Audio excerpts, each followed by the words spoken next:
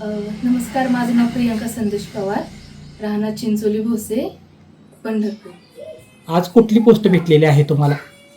माझं आता 2025मध्ये झालेल्या निबंधक सहाय्यक म्हणून कार्यालयामध्ये निवड झाली आहे.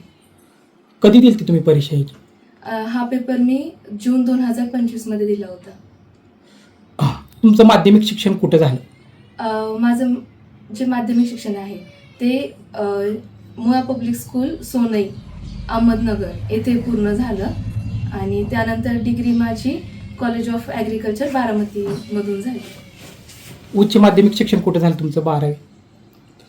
माझं जे उच्च माध्यमिक शिक्षण आहे ते डी.वाय. पाटील कॉलेज पुणे येथे मी पूर्ण केलं. तुमच्या आई वडिलांचा सपोर्ट काय तुम्हाला लागला ह्या विषयावर?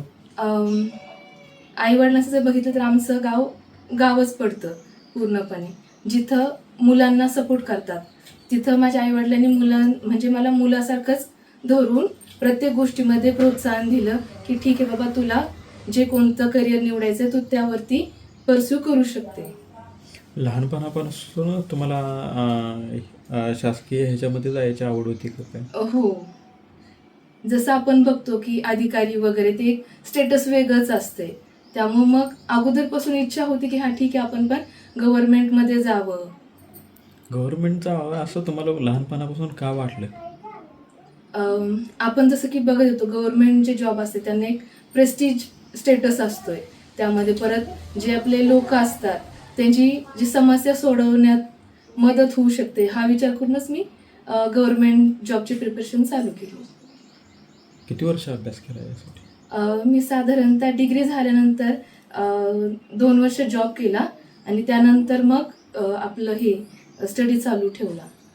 2021 पासून मी स्टडी करते. अपयश यश? तसं बघितलं तर मी अगोदर UPSCचा स्टडी करत होते. बऱ्याच वेळेस प्रिलिम्सपर्यंत जायचं काहीतरी मार्क्सने राहत होते, पण मग आता डिसाईड केलं की UPSC सोबत आपण जे महाराष्ट्र शासनाचे पेपर आहेत ते पण ट्राय करून बघूया.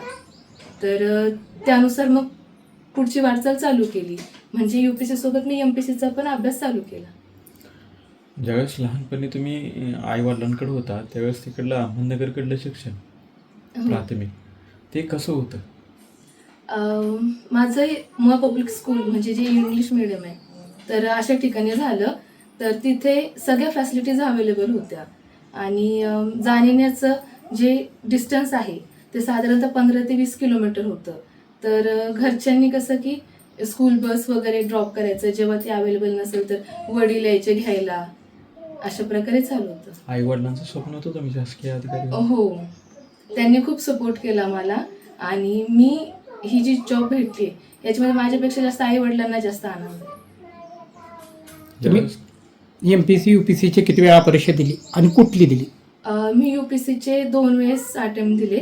MPSCचं मी आत्ता मागच्या वर्षापासून चालू केलं आहे, म्हणजे लग्न जेव्हा झालं ना त्यानंतर मी अटेम्प्ट द्यायला चालू केले MPSCचं. त्यामध्ये किती मार्क पडले होते? त्यावर तुमचा स्कोर काय होता? एक्झाममध्ये माझी जे आत्ता झाली आहे सिलेक्शन त्यामध्ये 200 मार्कपैकी मला 180 पडले आणि माझी जी रँकिंग होती ती ओपनमध्ये 3rd रँक आणि वुमनमध्ये 1st रँक होती. लग्न होऊन इकडे आल्यानंतर सासू सासऱ्यांचा नवऱ्यांचा इकडे कसा प्रतिक्रिया तुम्हाला भेटला? जसं माझ्या आईवडिलांनी मला सपोर्ट केलं त्याचनुसार माझ्या सासू सासऱ्यांनी सुद्धा सपोर्ट केलं. म्हणजे पेपरला जाणं असो, अभ्यास करायचा वेळ असो, ते त्यांनी शेड्यूल जे माझं होतं तिकडं माहेरी जसं शेड्यूल होतं तसंच इकडं फॉलो करायला काही कोणत्या गोष्टीचा डिस्टर्बन्स वगैरे नव्हता. त्यांचं म्हणणं होतं हा ठीक आहे, तुझ्याकडे होत आहे तर तू कर म्हणून ट्राय. आज तुम्ही अहमदनगरमधून शिक्षण घेऊन पंढरपूर तालुक्यामध्ये सासरी आला, तुम्ही ग्रामीण भागातील मुलींना काय संदेश देऊ शकता? ग्रामीण भागातल्या मुलींनी हा संदेश देईल की तुम्ही तुमचे ड्रीम्स परस्यू करा.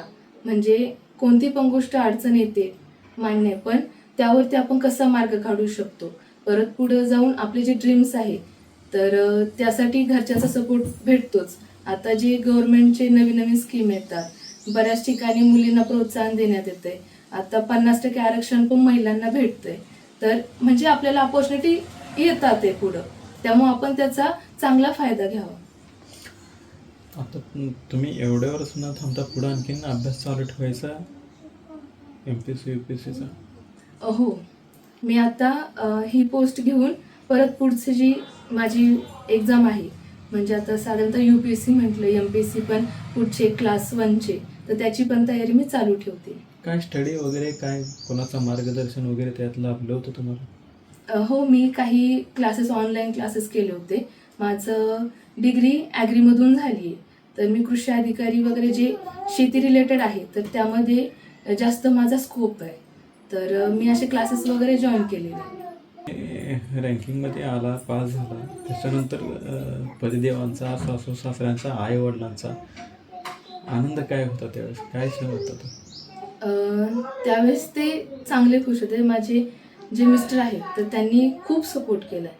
म्हणजे एक्झामला जायचं असो, माझं शेड्यूल वगैरे असो, मी एखाद्या वेळेस जर अभ्यास करण्यात मागं पडत असेल, तर त्यांनी प्रत्येक वेळेस बूस्ट केले की नाही, तुझ्याच्याने होऊ शकतं, तू कर. ग्रामीण भागातील महिलांना लग्न झाल्यानंतर चूल आणि मूल ह्याच्यामध्ये गुंतलं जातं. पण तुम्ही इकडे आल्यानंतर सुद्धा स्टडी करून पतिदेवाने एवढे तुम्हाला साथ दिली, सासू सासऱ्याने साथ दिली, सासरच्या मंडळींनी, त्याच्याबद्दल काय सांगू? आपल्याकडं अगोदर जसं माइंडसेट तयार झालंय की चूल आणि मूल एवढ्याचपर्यंत महिला राहतात, पण आता जे आपण म्हणतो ती सिच्युएशन बदलत चालली आहे.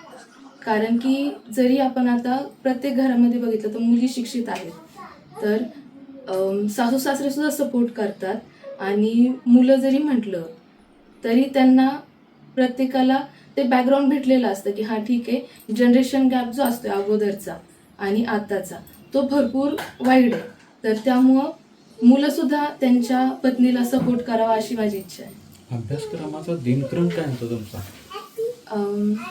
सकाळी मी 9 वाजेपर्यंत घरचं सगळं कामावरून 9 वाजता क्लासेस असतात ऑनलाईन, मग 9 ते 12पर्यंत आपला अभ्यास करायचा फर्स्ट स्लॉटमध्ये. त्यानंतर थोडासा रिलॅक्स टाईम, मग 2 ते 4 सेकंड स्लॉट, आणि थोडंसं परत घरचं थोडंसं आवरून रात्रीचं परत रिव्हिजनसाठी मी 8 वाजेपर्यंत स्टडी करायची.